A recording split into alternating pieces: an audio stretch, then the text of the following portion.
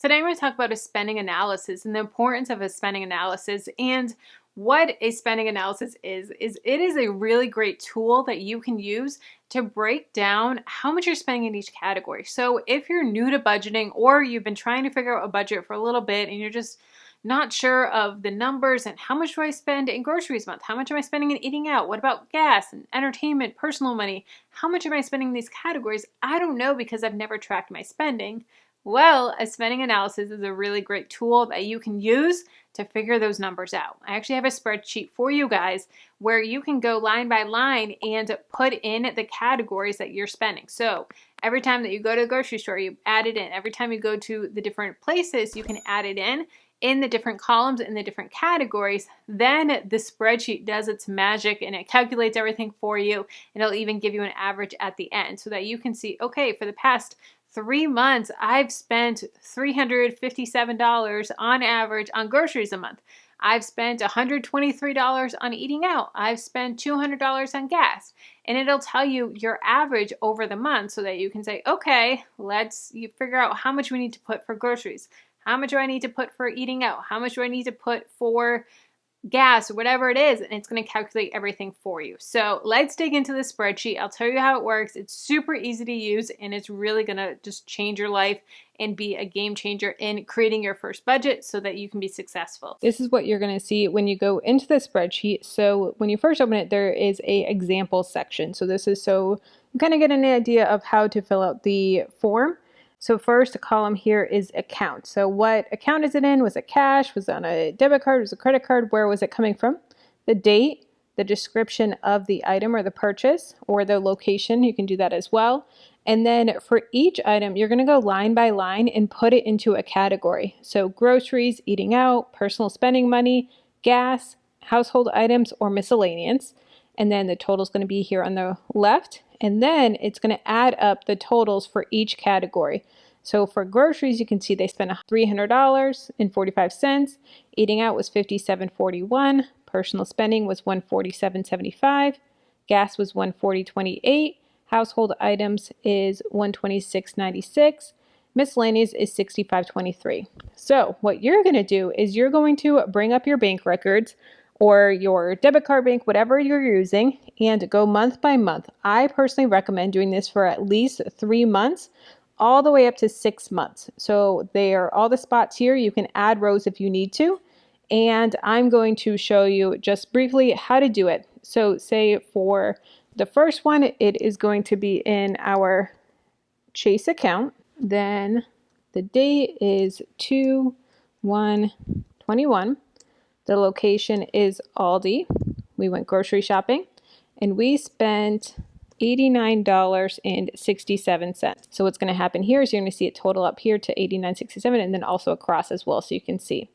Then the next one, we used our Chase card as well. Then the date was, let's say 2/1 again. Then the location was gas or the item. So then over here, we're going to do gas, and it was $27.96. So then we can see $27.96 here.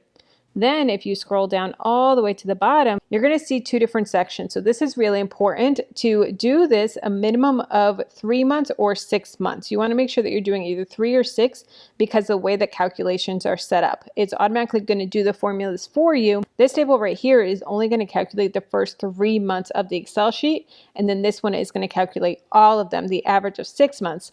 But if you only complete 3 months and then you look at these numbers here, it's going to be off. So make sure you look at which one it is for 3 months or for 6 months. Say you do the whole month of month 1, and then you're going to do month 2 and month 3. So I'm going to go through these and add some really quickly, and I'll show you what it looks like.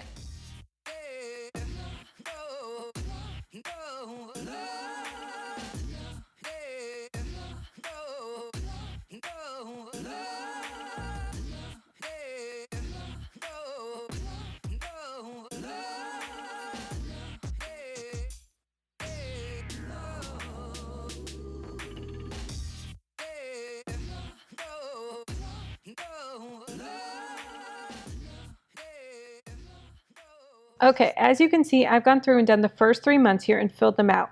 Now I went in chronological order But if you wanted to, you could do all of your Chase cards and then all your Amex and then all of your cash or whatever it may be. It doesn't honestly matter the order that you do them regarding of the date, as long as everything is accounted for. So if you totally want to go through one card at a time and the dates are all out of order, that is absolutely fine. So since I did 3 months, I'm going to scroll to the bottom here and I'm going to look for average for 3 months. So on average, I'm spending $321 on groceries, $93 in eating out, $41 on bills, gas $96.65, household items $58.13, miscellaneous $196 for a total of $807. Now I'm going to ignore the 6 month because the 6 month doesn't apply to this because this is taking average of 3 months. When you look at the 6 month, that's going to throw it off because it's dividing it by 6 because that's how averages work. So make sure you do either a full 3 months or a full 6 months. Now let's take a look at this. So as you can see, let's take eating out for example. Eating out $93, but if we look here, this month of eating out, we only spent $26. This month we went way over and spent $114, and then this month we spent $139. So because this month is so low, it's going to offset these higher months. So just take that into consideration when you're doing these.